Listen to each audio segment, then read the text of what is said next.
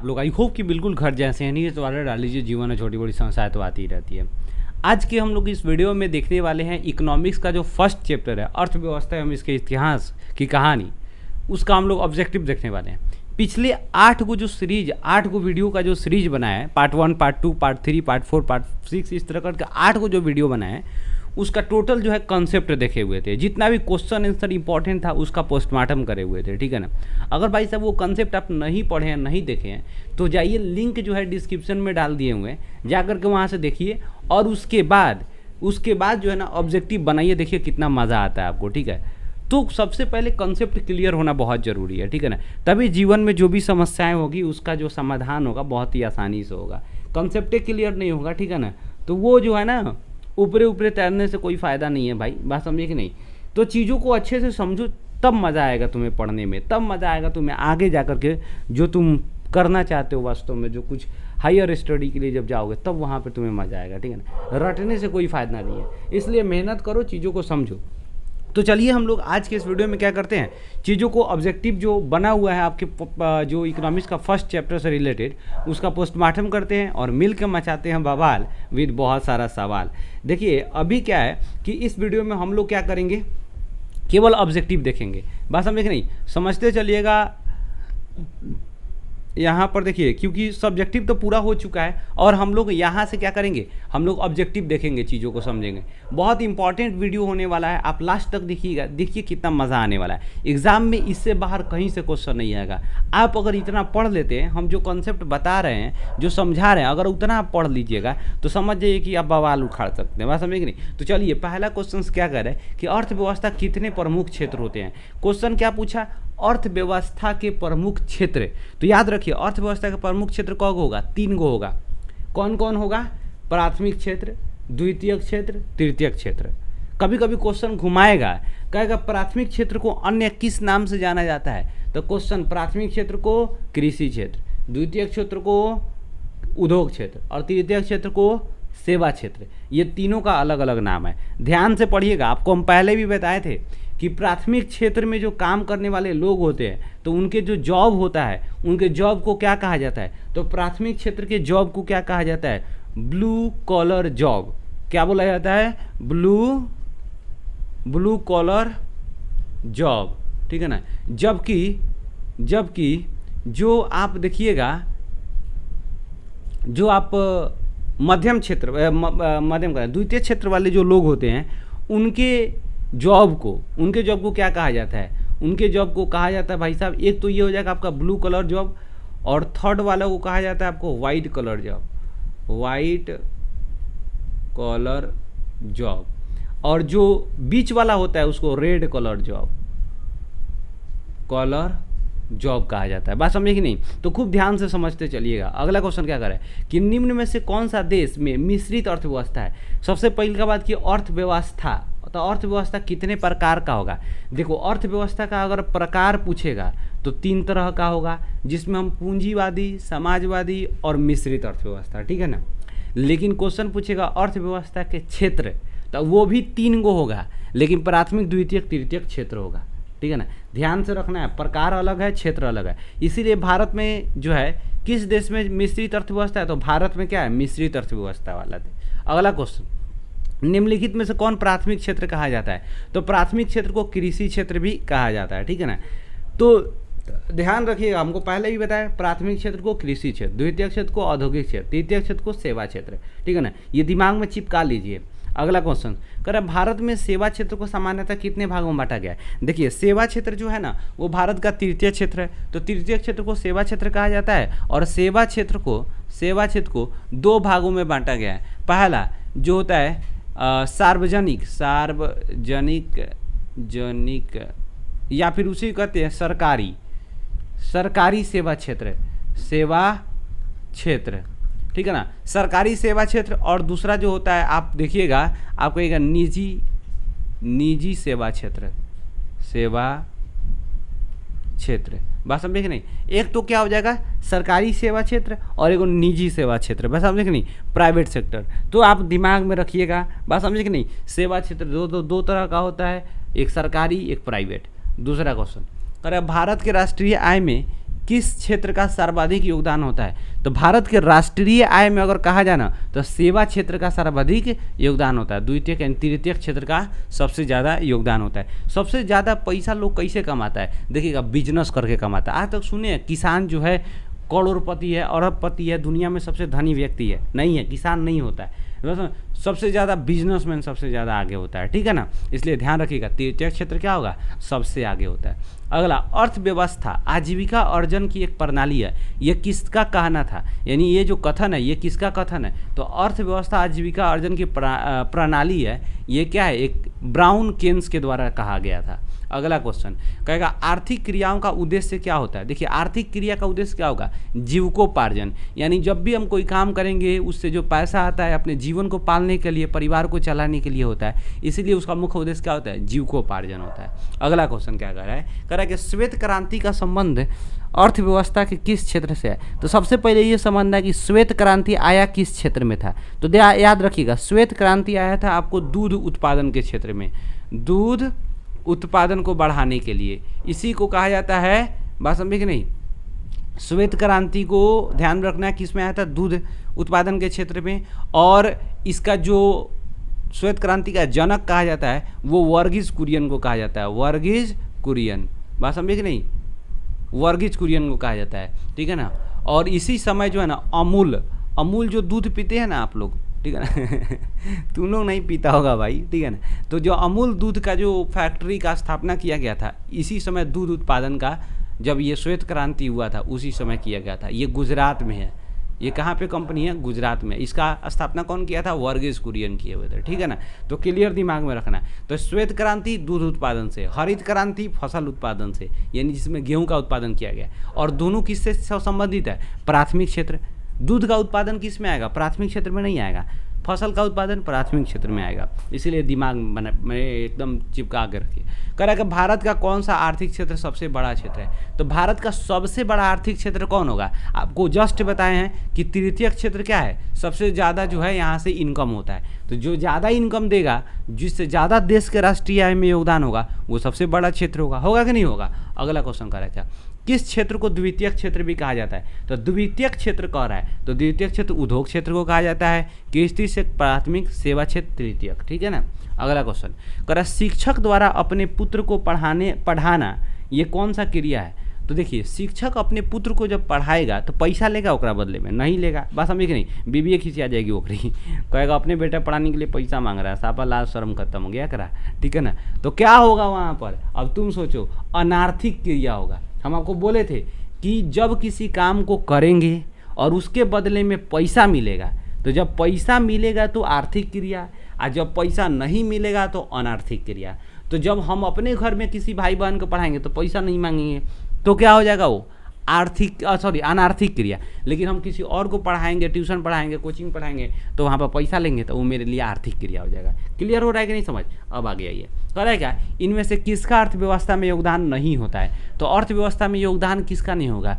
कृषि का होता है, उद्योग का होता है, बैंकिंग का होता है, कालाबाजारी। कालाबाजारी का मतलब क्या होता है? चोरलावारी समझिए, चोरी उरी करके कहीं से पैसा कमाना है, बात समझिए नहीं, इलीगल पैसा कमाना है, ठीक है ना। तो वो कालाबाजारी क्या होता है? अर्थव्यवस्था में इसका योगदान नहीं होता है, बात समझिए नहीं। इससे जो भी पैसा कमाया जाता है वो ब्लैक मनी होता है, बात समझिए नहीं, ब्लैक मनी, यानी उसका सरकार को हम टैक्स नहीं भरे रहते हैं, बात समझे कि नहीं। तो इसीलिए वो सरकार के जब टैक्स नहीं बनेंगे, सरकार के नज़र में नहीं होगा, तो क्या होगा? देश का अर्थव्यवस्था में उसका गिनती होगा? नहीं होगा। अगला क्वेश्चन करेगा, भारत की आर्थिक व्यवस्था है, अब जस्टे बात किए थे, भारत की आर्थिक व्यवस्था मिश्रित आर्थिक व्यवस्था है, ठीक है ना। अगला क्वेश्चन, वर्तमान समय में आर्थिक विकास में किस क्षेत्र का योगदान सबसे ज़्यादा है? तो आर्थिक विकास की बात करें तो सेवा क्षेत्र का योगदान सबसे ज़्यादा है, ठीक है ना। अगला क्वेश्चन, उद्योग का भी आता है, ठीक है ना, इसलिए ध्यान रखिएगा, लेकिन उद्योग से ज़्यादा सेवा क्षेत्र का आता। करेगा, आर्थिक विकास का तीसरा क्षेत्र क्या है? तो आर्थिक विकास का तीसरा क्षेत्र क्या भाई साहब? सेवा क्षेत्र है। अगला क्वेश्चन, कह रहा है क्या, इन आर्थिक क्रियाओं में प्राथमिक क्षेत्र से संबंधित कौन नहीं है? तो प्राथमिक क्षेत्र से संबंधित कौन नहीं होगा? बैंकिंग, ये सेवा क्षेत्र से संबंधित है। अगला क्वेश्चन करेगा, एक समाजवादी अर्थव्यवस्था में सर्वाधिक बल सर्वोधिक लिखा गया है, ठीक है ना। कहेगा कि एक समाजवादी अर्थव्यवस्था में सर्वाधिक बल किस पर दिया जाता है? देखिए, आपको बताए थे कि अर्थव्यवस्था 3 प्रकार का होता है, एक पूंजीवादी, समाजवादी, मिश्रित। तब पूंजीवादी अर्थव्यवस्था का मुख्य जो उद्देश्य होता है वो अधिक से अधिक लाभ कमाना, बात समझे नहीं, और समाजवादी अर्थव्यवस्था का जो मुख्य उद्देश्य होता है वो होता है लोगों का कल्याण करना, समाज का कल्याण करना। इसीलिए यहाँ पर क्या हो जाएगा, लोक कल्याण। लोक का मतलब लोग। अगला क्वेश्चन करे क्या, अर्थव्यवस्था के किस क्षेत्र से हरित क्रांति का संबंध है? आप बताइए, हरित क्रांति किसके लिए आया था? कृषि के क्षेत्र में आया था, कृषि के क्षेत्र में आया था। अब कृषि जो है किस क्षेत्र में आएगा? तो प्राथमिक क्षेत्र में आएगा। तो इसका आंसर तो मिल गया। अब दूसरा बात, हरित क्रांति जो था ना 1960 के दशक में आया हुआ था, 60 के दशक में आया था। हालांकि ये जोर शोर से चला 1960 66 में हुआ था, ठीक है ना। कहेगा भारत में हरित क्रांति का पिता, तो MS स्वामीनाथन, MS स्वामीनाथन। कहेगा क्या, हरित क्रांति में किस फसल का उत्पादन बढ़ा था? तो गेहूं का।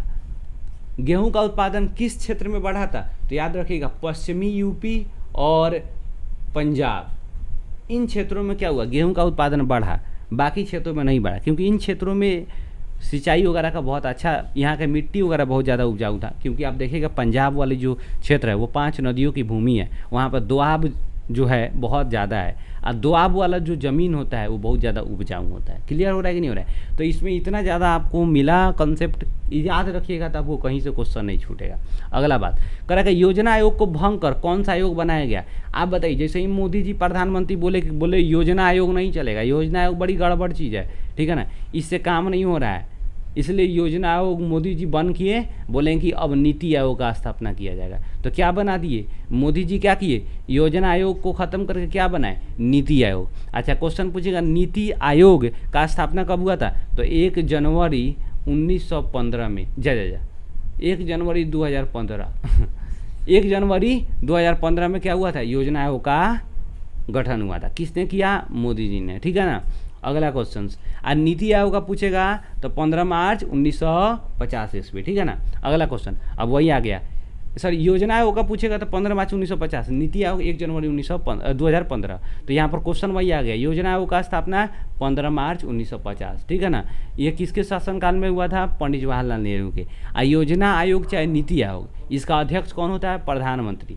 तो सोचिए, योजना आयोग का प्रथम अध्यक्ष कौन होगा? प्रथम प्रधानमंत्री होंगे पंडित जवाहरलाल नेहरू। लेकिन नीति आयोग का प्रथम अध्यक्ष कौन होगा? तो उसका मोदी जी किए थे, तो इसलिए प्रथम आयोग नीति आयोग का प्रथम अध्यक्ष कौन होगा? मोदी जी होंगे। होगा कि नहीं होगा? क्लियर। अगला क्वेश्चन करें क्या, नीति आयोग का अध्यक्ष कौन होता है? प्रधानमंत्री होता है, अभी जस्ट बात किए। अगला, भारत में नीति आयोग का स्थापना कब हुआ था? तो देखो इसका ऑप्शन छूट गया है, गलती से छूट गया होगा, ठीक है ना। तो इसको क्या मार दोगे, 1 जनवरी 2015 में, ठीक है ना। नीति आयोग का स्थापना कब हुआ? 1 जनवरी 2015 में। क्वेश्चन पूछेगा, नीति का फुल फॉर्म क्या होता है? नीति आयोग का full form, N for national, NATIONAL national, I for institution, institution for forming India.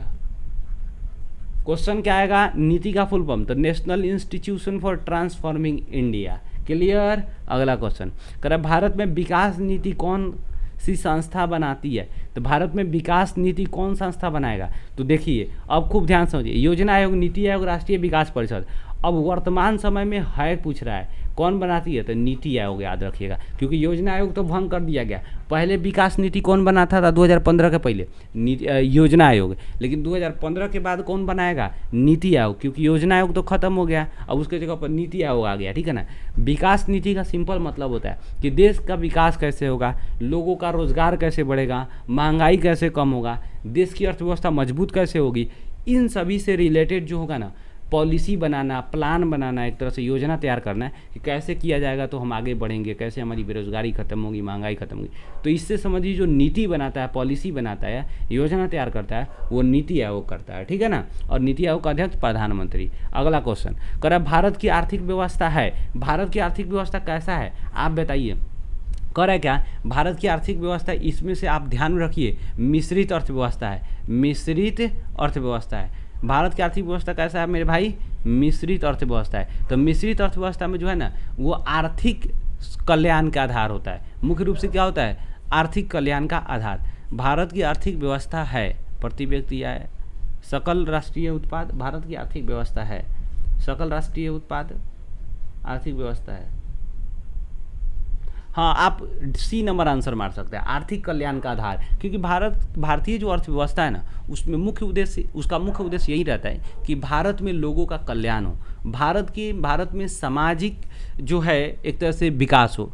बात समझे कि नहीं, समाज के प्रत्येक वर्ग के लोगों का विकास हो, इसीलिए आप क्या कर सकते हैं, आर्थिक कल्याण का आधार आप रख सकते हैं। अगला क्वेश्चन कह रहे कि भारत में विकास का मुख्य श्रेय किसको दिया जाता है? तो भारत में विकास का मुख्य श्रेय नियोजन को, प्लानिंग को दिया जाता है। आपको हम बताए थे आर्थिक नियोजन, तो आर्थिक नियोजन पढ़ाए थे तो उसमें बताए थे कि भारतीय अर्थव्यवस्था के विकास का मुख्य श्रेय जो जाता है वो नियोजन को दिया जाता है, यानी प्लानिंग को दिया जाता है। बात समझे कि नहीं। अगला क्वेश्चन करा क्या, आर्थिक विकास की माप करने के लिए उचित सूचकांक क्या होगा? तो आर्थिक विकास के माप करने के लिए प्रति व्यक्ति आय को माना जाता है। हालांकि अगर आप बात अगर देखेंगे तो जीवन प्रत्याशा, राष्ट्रीय आय सब जरूरी है, लेकिन इन सभी में अगर पूछा जाए तो क्या हो जाएगा, प्रति व्यक्ति आय, ठीक है ना। क्योंकि इनमें से एक से ज़्यादा इस तरह का ऑप्शन कुछ नहीं है, चाहे इनमें से सभी ऑप्शन रहता है तब वहाँ पर सोचते, लेकिन यहाँ पर कुछ ऐसा नहीं है, तो यहाँ पर बी नंबर आंसर हो जाएगा कि नहीं हो जाएगा। लेकिन वही रहता है राष्ट्रीय आय, प्रति व्यक्ति आय, उसके बाद आपको शिक्षा रहता है, और लास्ट में रहता है इनमें से तीन होता है, तीनों हो जाता है, ठीक है ना। अगला क्वेश्चन करा क्या, राष्ट्रीय विकास परिषद का अध्यक्ष कौन होता है? देखिए, राष्ट्रीय विकास परिषद, नेशनल डेवलपमेंट काउंसिल, NDC, इसका गठन हुआ था 6 अगस्त 1952 को, ठीक है ना। और इसका प्रथम जो अध्यक्ष बने थे वो कौन बने थे भाई साहब, ध्यान में रखिएगा, प्रथम प्रधानमंत्री पंडित जवाहरलाल नेहरू, ठीक है ना। इसीलिए भारतीय राष्ट्रीय विकास परिषद का प्रधानमंत्री कौन होता है, अध्यक्ष कौन होता है, प्रधानमंत्री। तो वर्तमान में इसका अध्यक्ष कौन होगा, नरेंद्र मोदी, ठीक है ना। तो क्लियर दिमाग में रखिएगा। अगला क्वेश्चन का है क्या कि किस आधुनिक यंत्र के आगमन के बाद सूचना, शिक्षा, ज्ञान सर्वसुलभ हो गया? यानी कौन सा नया मशीन का आविष्कार हुआ जिससे पूरे विश्व में आज के समय में शिक्षा, सूचना, जो किसी भी तरह का इन्फॉर्मेशन बड़ी आसान हो गया? तो आप याद रखिए, कंप्यूटर के आविष्कार से। सोचिए, कंप्यूटर जब नहीं था, बात समझे नहीं, उस समय आज हम इस तरह जो ऑनलाइन पढ़ते हैं, आज जो इतना क्रांति आ गया है डिजिटल मतलब कि दुनिया में, इतना हो पाता नहीं हो पाता। इसीलिए कंप्यूटर जब आया तो इन सभी चीज़ों का विकास हो पाया, ठीक है ना। हम घरे बैठे बैठे दुनिया के बारे में जान लेते हैं। हो जाता है कि नहीं हो जाता है। अगला क्लियर करा कि जनसंख्या, थोड़ा सा यहाँ पर गलती से यहाँ पर क्या हो गया है, लिखा गया हुआ, जनसंख्या वृद्धि से आर्थिक विकास की गति क्या होती है? जब किसी भी जगह का जनसंख्या बहुत तेज़ी से बढ़ेगा तो वहाँ आर्थिक विकास की जो गति होता है वो मंद हो जाता है, यानी धीरा हो जाता है। सिंपल बात है, बात समझे कि नहीं। आप ही के परिवार में 50 आदमी हो जाए, कमाने वाला कम हो, तो उस घर का, उस परिवार का विकास हो पाएगा? नहीं विकास हो पाएगा, ठीक है ना। तो वही बात है, कहा जा रहा है कि जब जनसंख्या बढ़ेगा तो आर्थिक विकास की गति जो होगा वो कमजोर पड़ जाएगा, कम हो जाएगा। दूसरा करेंगे, समावेशी विकास से जीवन स्तर ऊंचा होता है। समावेशी विकास का मतलब क्या होता है कि ऐसा विकास जिससे समाज के सभी लोग लाभ ले सके। बात समझे कि नहीं, समाज के सभी लोगों को लाभ मिल सके, उसे हम कहेंगे समावेशी विकास। तो सिंपल बात है कि समावेशी विकास से जीवन स्तर किसका ऊंचा होगा? तो समाज के प्रत्येक वर्ग का ऊंचा होगा। तो इसमें से क्या हो जाएगा, कुछ लोगों का गलत, समाज के कुछ वर्गों का गलत, समाज के सभी वर्गों का। बात समझे कि नहीं, इसलिए सी नंबर आंसर सही हो जाएगा। तो देखिए, इस वीडियो में हम क्या कर रहे हैं, आपका 30 तक रहने देते हैं। नेक्स्ट वीडियो जो होगा उसमें हम 30 तक और चर्चा करेंगे आगे, ठीक है ना, और आपको मज़ा आएगा, ठीक है ना। तो आई होप कि ये 30 तक वीडियो आपको बहुत अच्छा लगा होगा, ठीक है ना। 30 तक का क्वेश्चंस, और इसको एक नोट्स बनाइए, उसको उतार लीजिए, ठीक है ना। और जितने भी पिछला वीडियो का नोट्स है वो हम टेलीग्राम चैनल पर डाल दिए। अगर नए हैं तो टेलीग्राम चैनल पर ज्वाइन हो जाइए और चैनल को सब्सक्राइब कीजिए, 1-2 दोस्त के पास भेज दीजिए, बात समझे कि नहीं, और उनको ज़बरदस्ती जाकर बोलिए सब्सक्राइब करने के लिए, ठीक है ना। मिलते हैं नेक्स्ट वीडियो में बवाल मचाते हुए, तब तक के लिए जय हिंद।